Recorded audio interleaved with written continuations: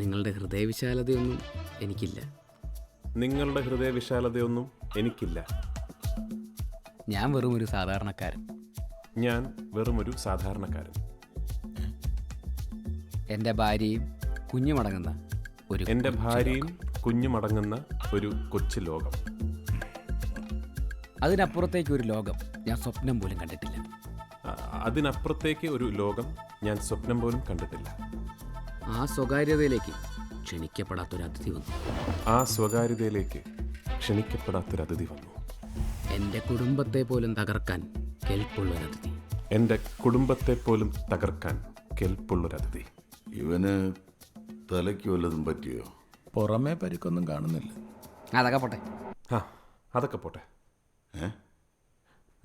കഴിഞ്ഞതൊക്കെ നമുക്ക് മറന്നൂടെ? അത് നീയോ ഞാനോ അല്ല തീരുമാനിക്കേണ്ടത്, അവളാണ്.